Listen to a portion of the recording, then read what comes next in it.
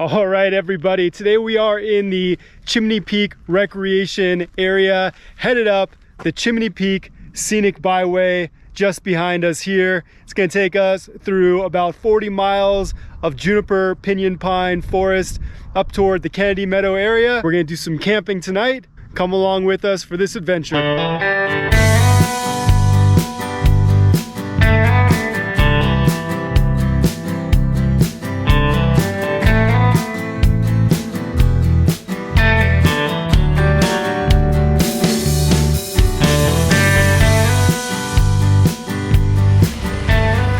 So the road is generally in pretty good condition.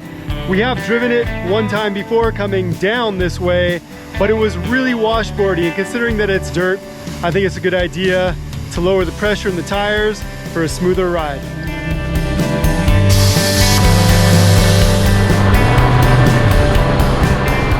Looks like we got ourselves a snake in the road. Check it out. Long guy. Look at this. Not a rattler though. Not a rattler, I don't think. What do we got here? Now it's in the bushes.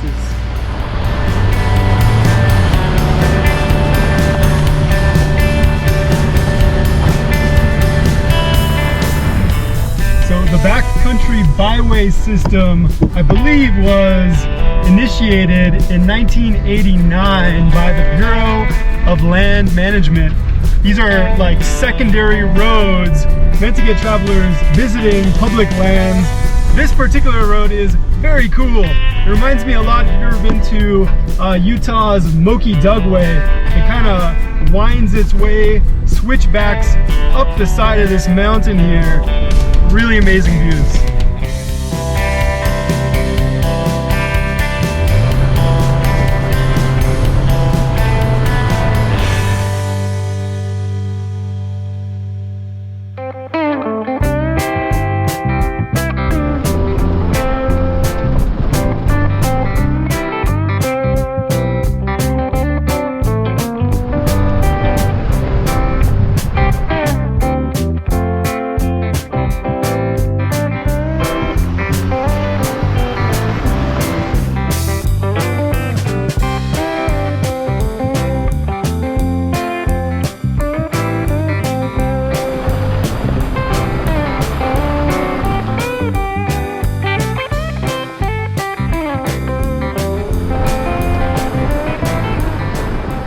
Alright, so we have gone over the pass. It was a very mild pass near Lamont Peak, and now we're headed into this basin here. I think this is the Chimney Basin area.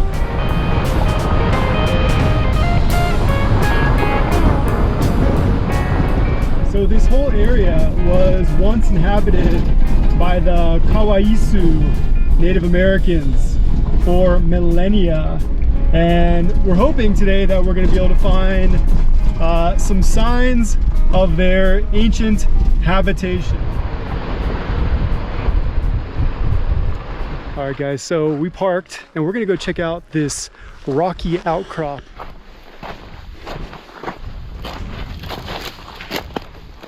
So we're having to do a little bit of a bushwhacking here. Not ideal in the summer temperature.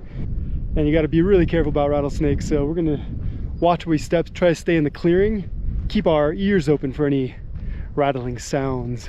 So check this out. This area is definitely some kind of habitation site, because as you can see here, there's a very small chip of obsidian. So we'll keep our eyes out and see if we can see any more, and maybe that will lead the way toward something spectacular.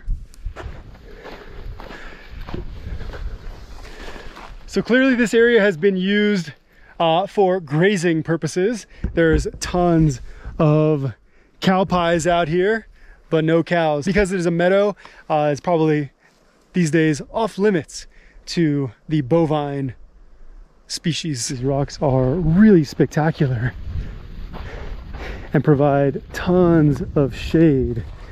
So it would be a natural place for Native peoples to take respite from the summer sun. And I think we've found our first sign of a food processing area.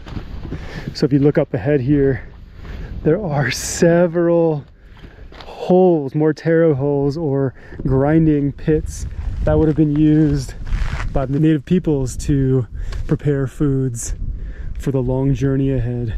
1, 2, 3, 4, 5, 6, 7, 8, 9, 10. 1, 2, 3, 4. About 14 grinding pits.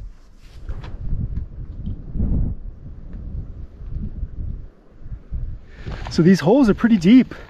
You can see they've been filled up a little bit with some sticks and stuff, but they've been ground down over many, many years. And I'll show you in comparison this one, for example, which is kind of newer, right? It's a little bit less ground down. It's got less like of that dark color. And you can see over here, this one looks like it just got started and then it was abandoned. You can see several others. So lots of other pieces of obsidian as well. So not only were people out here making food, they were also out here preparing weaponry for the hunt.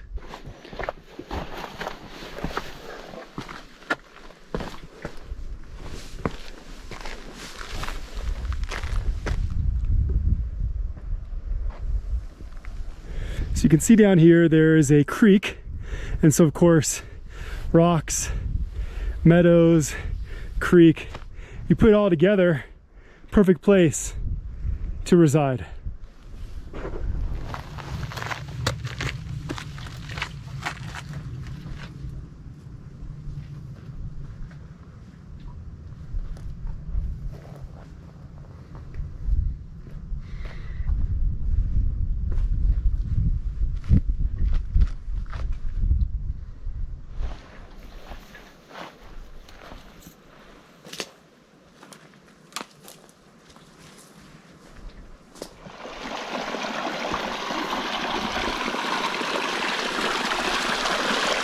And here's how the native peoples were able to survive out in this very barren and dry land.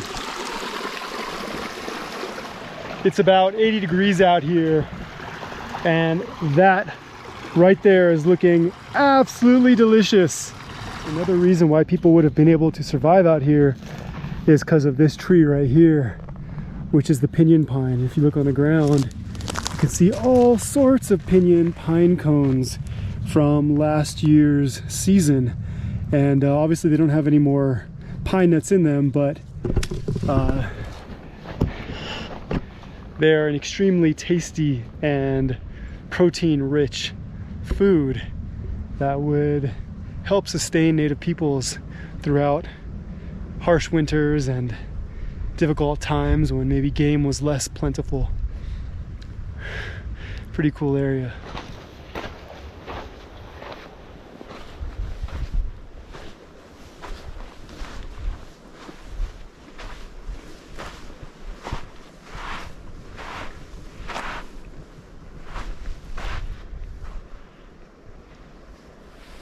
Even if we don't find any more signs of habitation, this area is just absolutely incredible. The obsidian and the morteros and the creek and the pinyon pine. It's really spectacular to think about what people experienced here in this very remote location.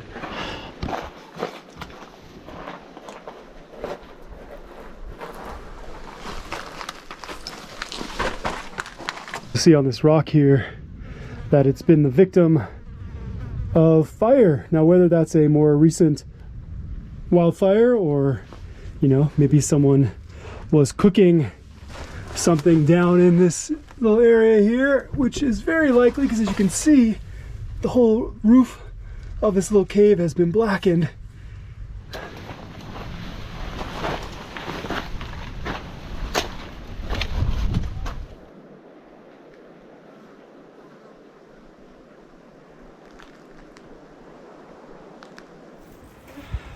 So if you look up here on that overhang, about 30 feet up that rock, you'll notice there are some pictographs. Look at that. You have a red wheel, it looks like. maybe some other.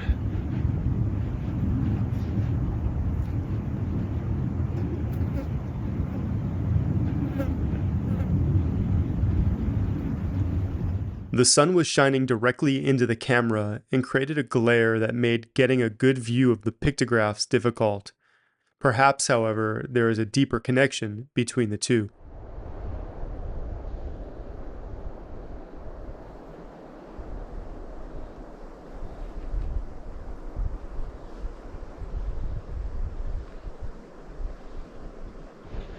So those petroglyphs up there are really well protected from, intruders, but they could probably also be seen when they were, newer. They're probably also brighter, and so maybe people traveling through this meadow here may have looked up and seen those, and seen that there was people either that were here or that had once been here.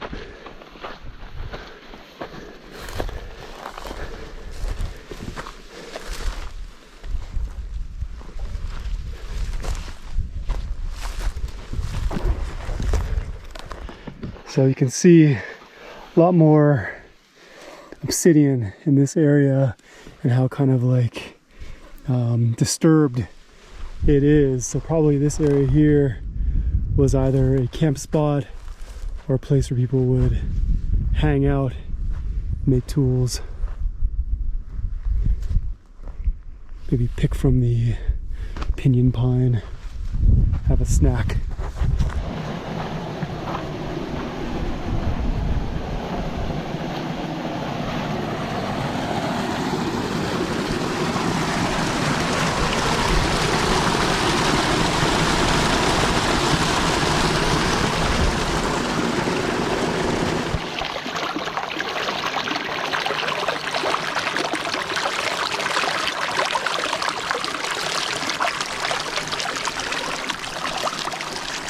So we also noticed there are some really faded pictographs right up here behind me. Let me zoom in and show you. Look on this wall right here. You can see up there, there's some lines, but so faded that it's impossible to make them out. So we're still looking around at this wall, and I got to show you something really remarkable here. It's really hard to see them, but right up on this wall between the two orange lines, there is another set of pictographs. You can see the red lines. So whoever made those, wow, had to come out from over in this direction here and walk out on this little ledge and stand on this little teeny tiny outcrop and reach up and paint. It's incredible that they're still even there, but they are, because you can see just up here that there's this overhang which probably protects them from the rain that comes down. So we're headed back to the car now, and I'm just marveling at what an incredible spot this is, and what's so unique about this particular habitation site and the pictographs here is that they're so hard to reach. I don't know what to make of it. It's just cool to see that whoever made them felt the need to put them in places that were difficult to get to, and hopefully that helps preserve them for many more decades or centuries to come. So we're gonna head out, get some lunch, and find a place to camp tonight. So the journey's not done quite yet. Let's go.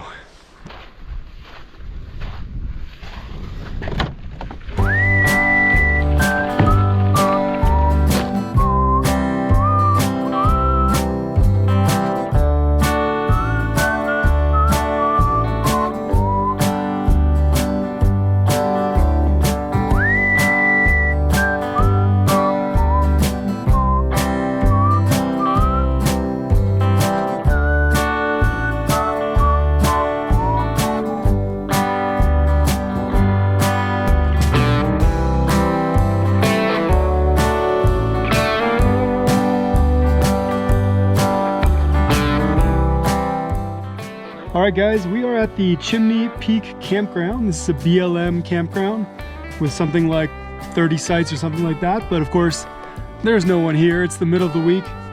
And so we're gonna take a break and indulge in a little bit of gourmet lunch sandwiches. Thanks for joining us.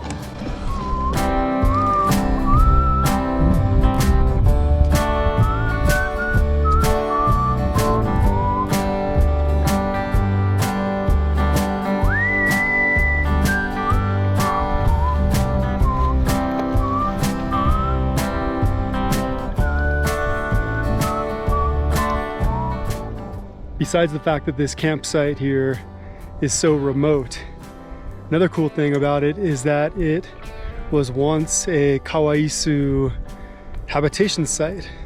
How do I know that? Let me show you. If you look here on this rock, what do you see? You see several grinding pits that would have been used to grind up the seeds of trees like this. I believe this one here is a coulter pine. They have very, very long pine cones. Let's see if we can look around and see any. And here's an example of I think this is a coulter pine.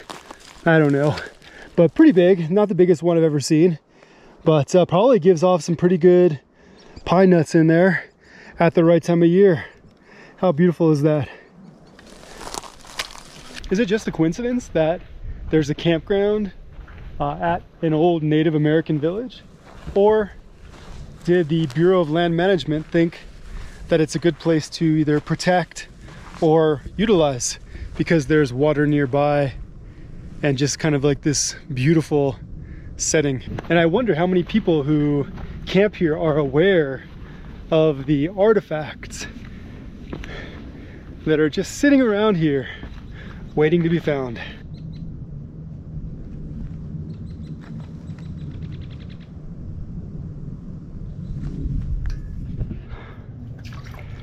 So that was pretty weird. I don't know if it's still swirling in the sky, but there's this plane up there that's doing this strange pattern. You can see the pattern of the chemtrail. I wonder what that is all about. What are you indulging in there, Alice? This peanut butter chocolate chip cookie, how melty it is. Oh, wow. Mmm. How's that taste? Mmm. I wonder who made those. So I'll show you a couple more interesting things before we head out to go look for a camp spot for the night. First of all, if you look back on this rock over here, you'll notice there's another grinding stone just beginning. Didn't get much action, looks like. And then if you look over here on this one, there's a couple of grinding stones that were started here, grinding pits, I should say, like here and here.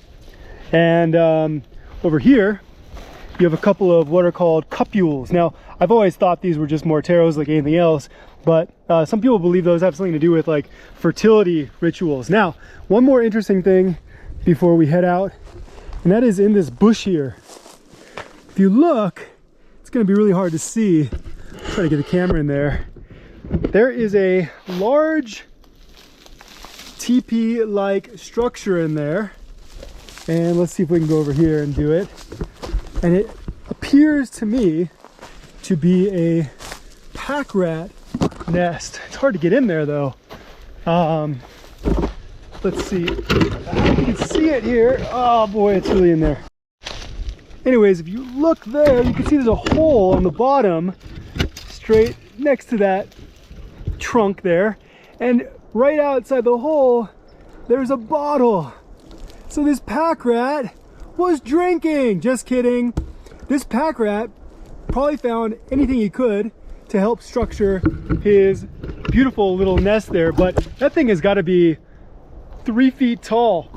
I'm sure it's not easy to see on this camera, but that is a large nest. Very protective and very safe. during the winter snows. Here's another angle over here. You can kind of get an idea of how tall it is there. Some more trash that's been consumed. Here's one more angle for you.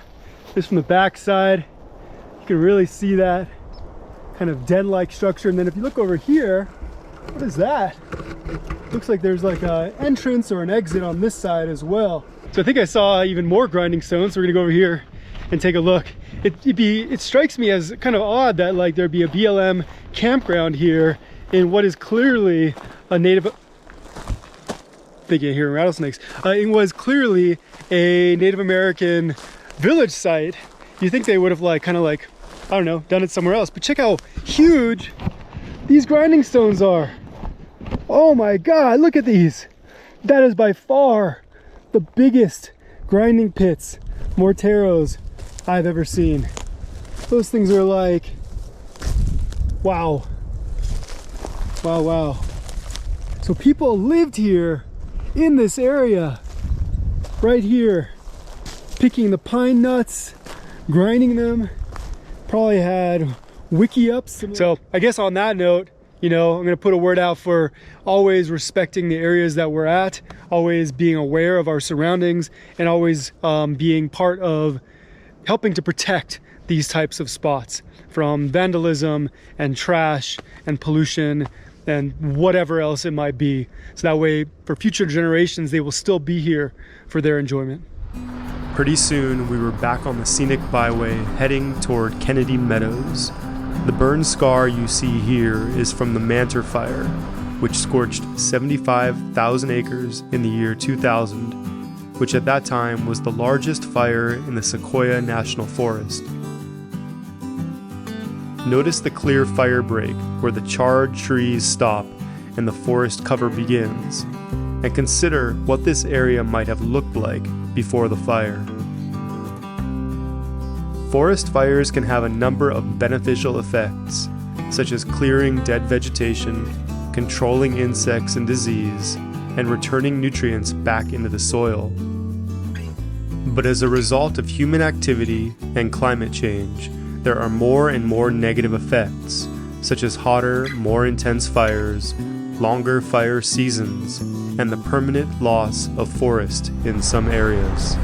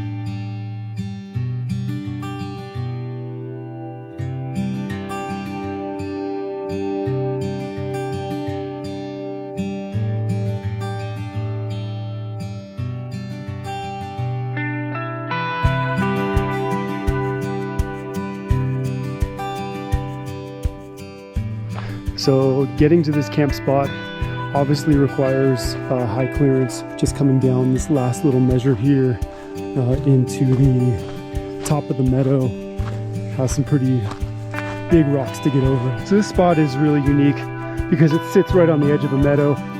As you can see here, it is wildflower season.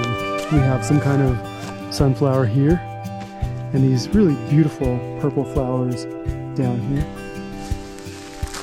I wonder if a bear has been here digging at the roots, searching for some bugs.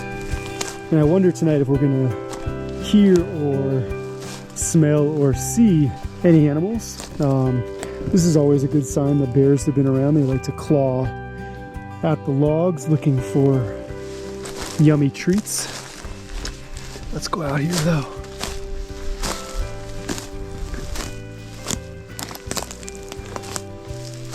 And here's the meadow.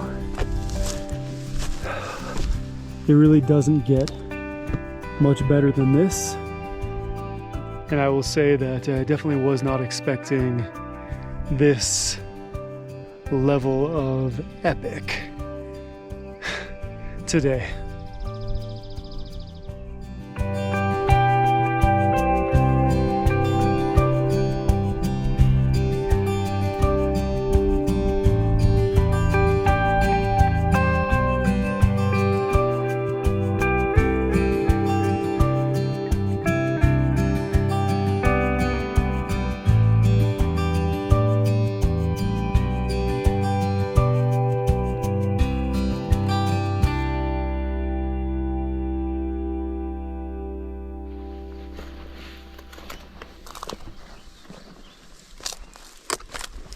Oh, and who do we have over here?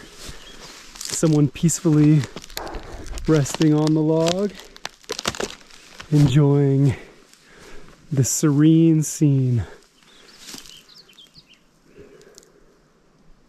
All right, guys, we have had an incredible day of exploring, and it's time to get our feast on. Tonight's menu is pulled pork with barbecue sauce on brioche buns.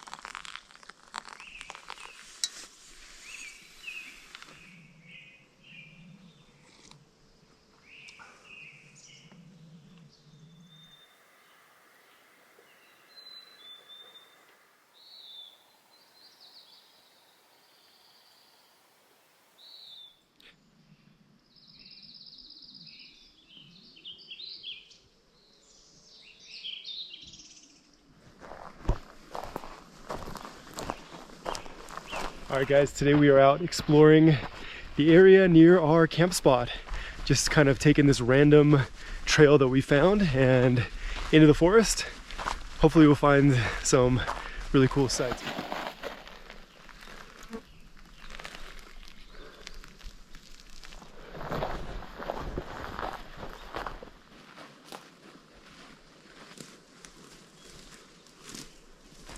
There's supposed to be some kind of trail here, but I don't see one. But we know we're headed down toward the top of the meadow, so we'll see where it leads us. It helps to have some kind of GPS app that shows you where there are potential trails or water sources, or gives you an idea of where like the meadows at, which I know is back down that way. But it looks like from here we're about 100 feet away from a trail. Hey, there's some quail right there, straight ahead.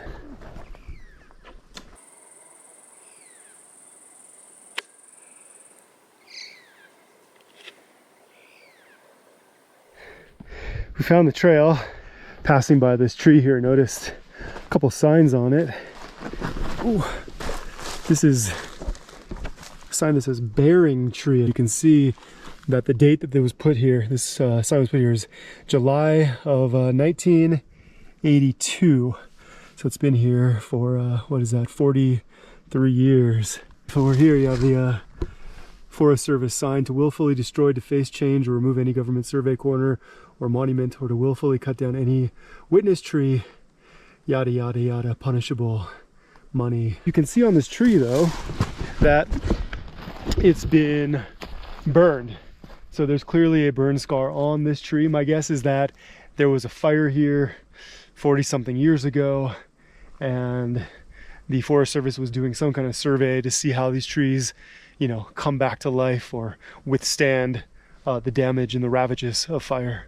That tree's looking pretty good. You can see some burn scars down there. All these trees have been burned, but so long ago that they've almost completely recovered.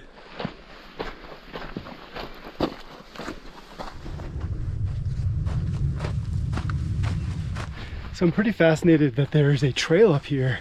It's kind of a random spot, or a seemingly random spot to have a trail, which tells me that there must be some purpose to it, whether it's an access point to another location, whether there's some cultural significance, whether it was a logging area.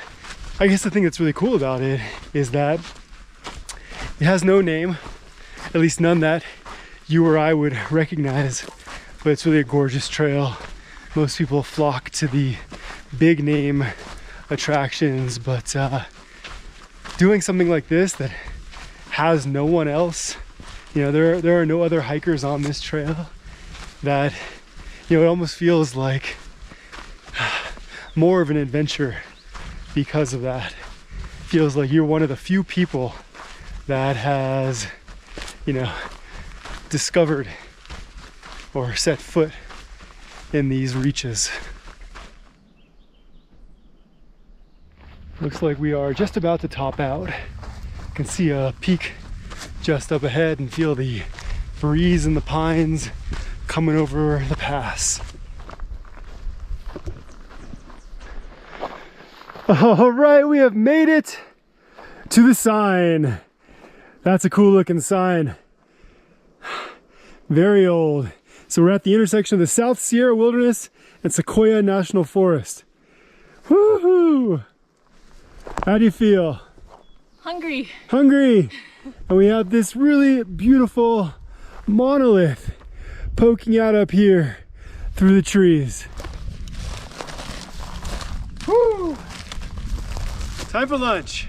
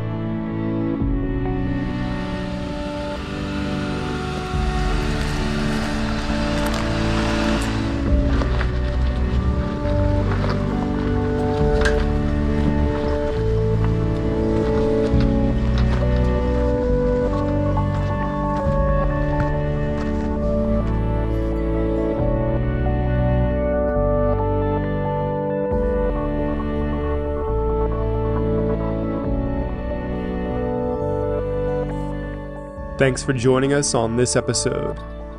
Please like and subscribe to join along on future adventures, and we'll see you next time.